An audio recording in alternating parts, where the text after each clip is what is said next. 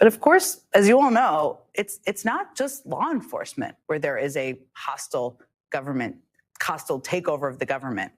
And it's not a takeover at the hand of Trump alone. I mean, this takeover is also happening at the direction of his unelected best friend, Elon Musk.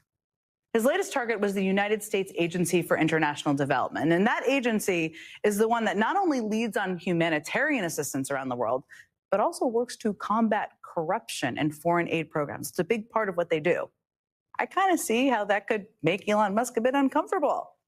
So what do you think he did? You may already know. Well, he removed two of the top leaders of the organization who wouldn't do his bidding over the weekend. And then overnight, last night, employees received an email ordering them not to come into the office today.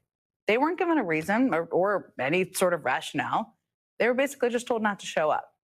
Many were even blocked from the system and locked out of their email accounts. We're also seeing something similar happening in the Treasury Department. In the last few days, Elon Musk and his Doge pals have been granted access to the federal payment system that handles paychecks to federal workers, Social Security checks, tax refunds, and basically incredibly sensitive personal information about anyone who gets those payments. This takeover is also happening across the Office of Personnel Management, where Musk has gained unprecedented access to federal human resources databases that house sensitive personal information about millions of federal employees. And I'm going to talk with the reporter who broke that story today about what else he's learned later in the show.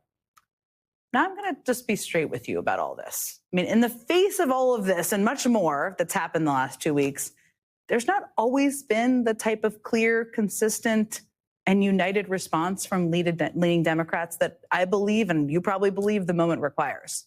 Yes, there have been some powerful voices out there in the confirmation hearings especially, but overall, it's taken far too long, in my view, for elected officials to respond boldly.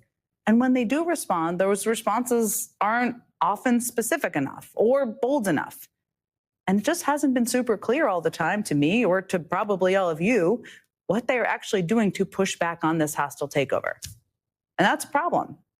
But the good news is we have started to see some signs of life.